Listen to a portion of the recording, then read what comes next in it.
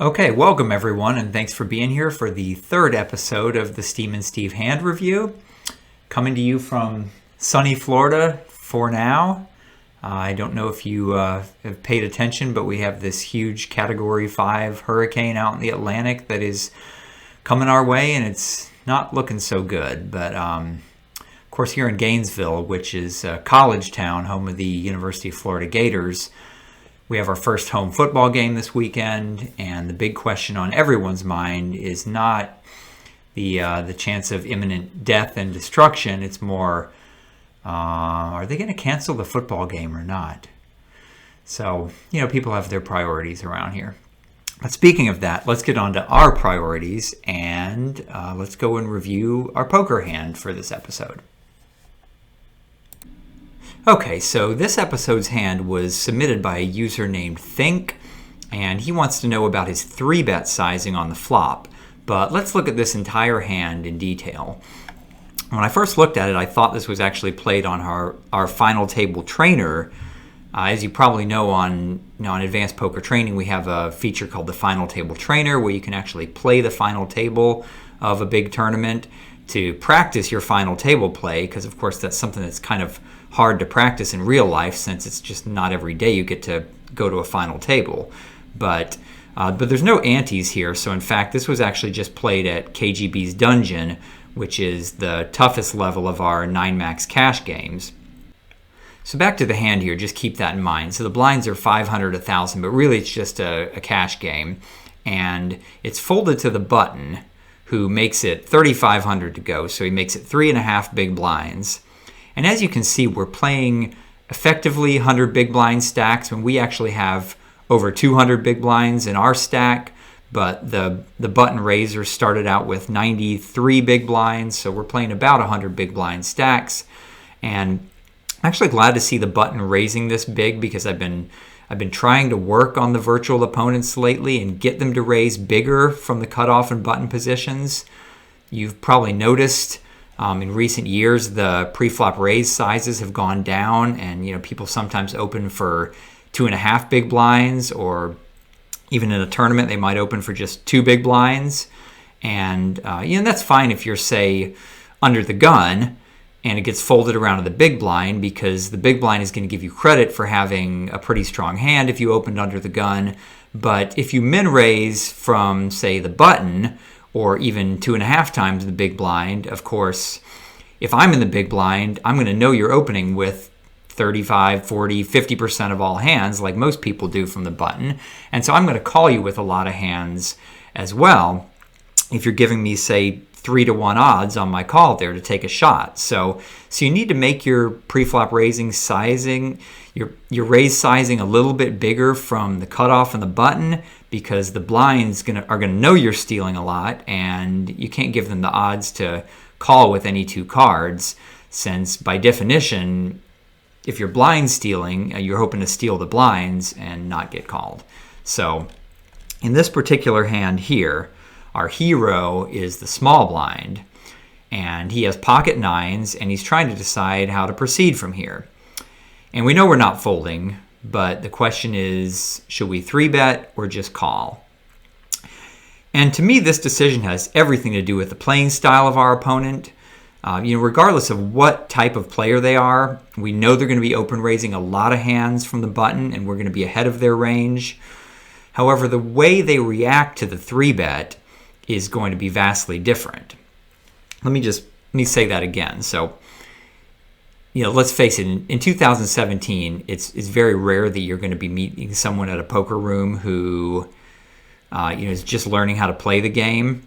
So, that wasn't true 10 years ago, but it's definitely true now, and everybody out there knows to steal the blinds when it's folded to you on the button. So regardless of their personality type, they're going to be opening a lot of hands here from the button, and our response to that, as to whether to 3-bet them, will be different based on their personality type. So I want to go over to the odds tool here, and I already put together a typical opening range for a player from the button here.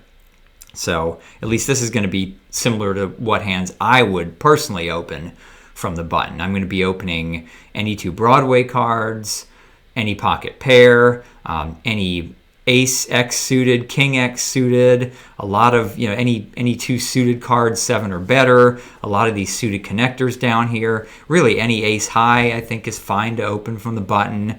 Even stuff like king 9 offsuit, jack 9 offsuit. So I'm going to be opening, as you can see here, 40% or so of all my starting hands from the button.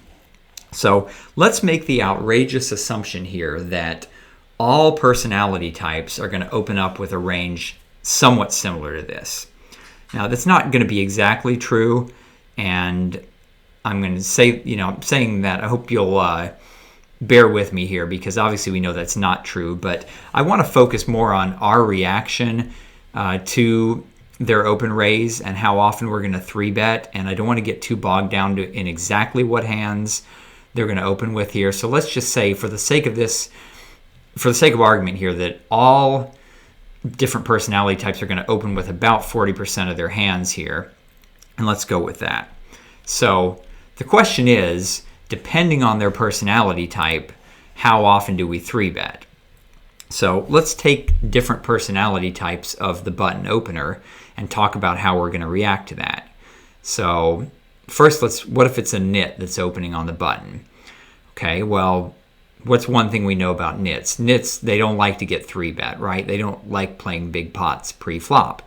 So that's good news for us, because for one thing, he's going to fold too much when we 3-bet, right? And that's a good thing. So, hands like king jack and ace 10, he's going to be done with them. And those are hands that we were a coin flip against. So we love the fact that he's folding out all that equity, right?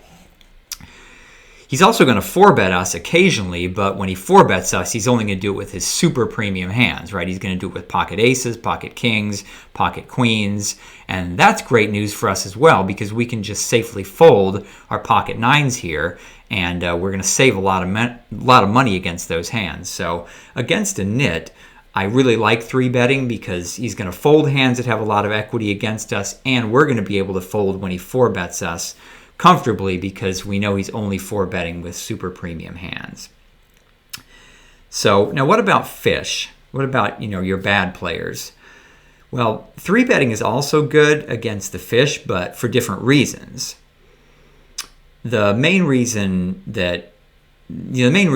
is that fish generally call too much, and they're going to call us with a whole bunch of junk that we're way ahead of. So, they're still going to 4-bet us with hands like aces, kings, and queens and stuff like that. And that's good, right? Because we can just fold. But mainly, they're going to be calling instead of 4-betting.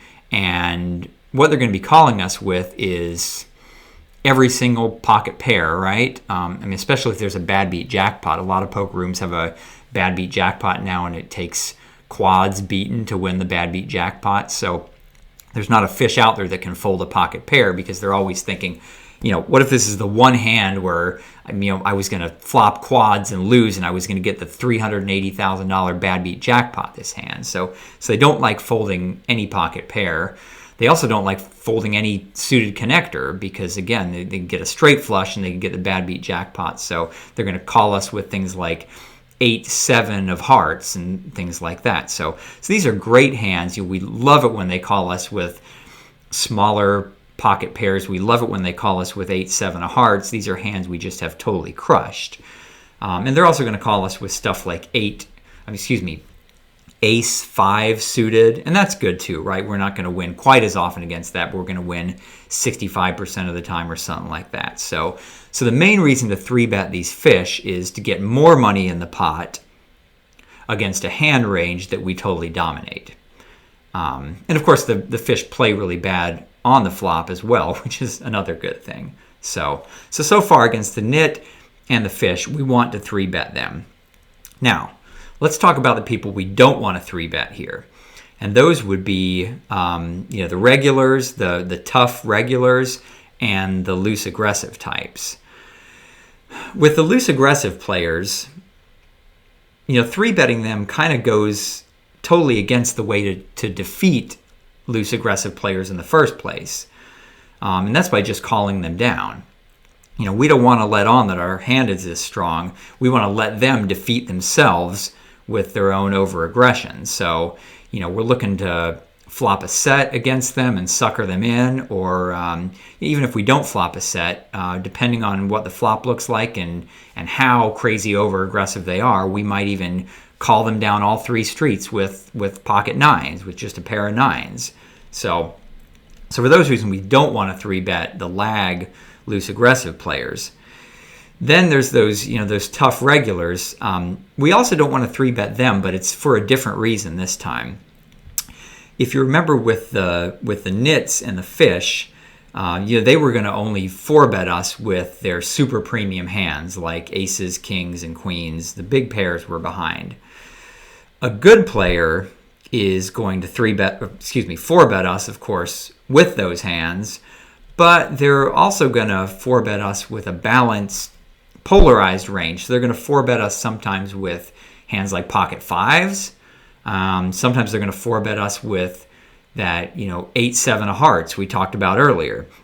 And that's really a problem for us, right? Because we had those hands crushed, but now they're getting us to fold those to their 4-bet because, what else are we going to do? We're really looking for trouble if we're going to be calling a 4-bet out of position with pocket nines. So all that being said, that was a long answer here, but we're going to assume that our opponent here is one of these tough regulars because we're playing against the Tom Brabant bot who, I wrote this bot, and obviously he's not a household name, but some of you know Titan Tom, who's a tough, pro from Southern California.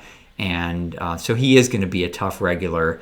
And so we're going to assume our opponent is one of those good players here. And so just calling is the best move here. We're obviously not going to fold, but we're going to call and see a flop and go from there. So I actually have a lot more to say about this spot, such as how our decision whether to 3-bet or just to call is affected by the personality type of the player in the big blind. But I think I probably better move on for now and save that for another time. So we go to the flop here, and there is 8,000 in the pot, and we check, and Tom bets 5,000, and the flop was Queen 8-8 with 2 clubs. So first thing I'll say about this is if you're going to check fold this flop, you're just giving away your money, and you'd be better off just folding pre-flop if you're going to play it that way. So you can't expect to flop a set often enough to just fold every other time. So if you would have check folded here, really I don't know how else to put this, you've got a colossal leak in your game that you need to address. So we're definitely at least calling here, but our hero decides to check raise to 15,000. And he asked about the check raise sizing, so let's talk about that first. If you do choose to check raise here, I think the sizing is fine. The villain is getting almost 3-1 to call it, but the main thing you're going to accomplish by check raising here is you're going to knock out some of these marginal hands that have significant equity against you. And by that I don't mean the flush draws. If he's got something like ace jack of clubs or jack 10 of clubs, he's not really folding regardless of the size of your bet. If you think about most of the flush draws he would have in his range here, they've either got some straight flush potential or they've got an overcard at least. So he's not going away with his flush draws. So the purpose of check raising is to get rid of, say, ace jack of spades, which has 6 outs because it's got 2 overcards to your pocket nines, and it's also got some backdoor straight and flush potential. So, but he's probably going to fold something like that to a check raise. He's probably going to fold. I would assume he's going to fold ace king also, and he has the gut shots like jack 10 of hearts. The funny thing is, now that I think about that though, the jack 10 of hearts does have 2 overcards to your pair of nines, but on the other hand, if say the 9 of diamonds falls on the turn, you're gonna make nines full of 8s when he makes a straight, and you're definitely gonna stack him. So that one's not all that bad to really let him continue with. But anyway, the bottom line is all you're really gonna get him to fold here are some marginal hands with overcards, that kind of thing. And you really don't need a bigger sizing to accomplish that. And sure, he's probably gonna fold his smaller pocket pairs as well, which that's not all bad. I mean, sure, you were already ahead of those, but you do deny him his 2 outs to beat you, and maybe you take away his potential to bluff you with those later. So it's not it's not too bad. So as played here, I think the check raise sizing is fine, but that being said, I don't really like the check raise here. I think the problem is I don't see how we're going to be balanced if we're check raising a hand like pocket nines here. And by that I mean, you have to think first about what legitimate hands could we be holding here that can really check raise. Well, we probably need to have an 8 in our hand, right? And there's just not a lot of combos of that. I mean, maybe we called his pre-flop raise with ace 8 of hearts. Or something like that, or we could have quad 8s here. There's one combination of quad 8s, but of course, are we really going to check raise with quad 8s, or we're more likely going to try to trap with that. Should we really be check raising with ace queen? Yeah. What about pocket aces here? I mean, maybe we were trapping with pocket aces pre-flop, and now we're check raising it here. My point being, we don't have a lot of value check raises in our range, and therefore we also need to have just a few combos of semi-bluff check raises here, and we can easily fill those out. We just need a few combos and easily fill those out, and more effectively fill them out with a few of our flush draws. So ace jack of clubs would be a reasonable check raising hand here. Jack 10 of clubs, stuff like that. So pocket nines is going to be best as a check calling hand. And given the flop, if the turn card is a blank, like let's say the 4 of diamonds or something, we're probably going to call it a turn bet as well. And then, we might have to let it go on the river if he fires a third barrel, which, it happens sometimes. Sometimes people don't like to take that line.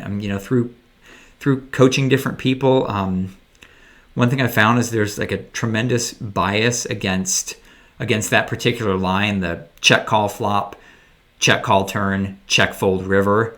The opinion out there seems to be like, if you ever take that line, you must suck at poker. And it's not really true. I mean, there are some marginal hands that are just strong enough to go 2 streets, but not 3.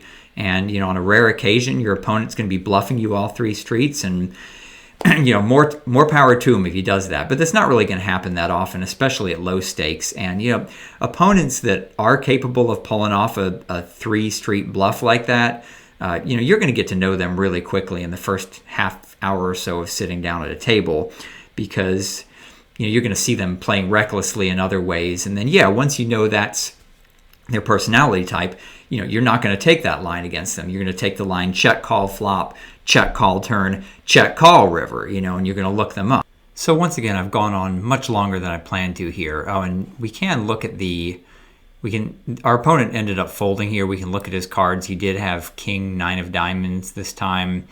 And so, our bluff was effective, and he does lay it down. So, but to sum it up for our hero in this hand, the pre-flop play was fine. The check raise sizing was fine, but don't check raise there generally. Just check call that one. Okay, this is Steamin Steve, and I'll see you next time.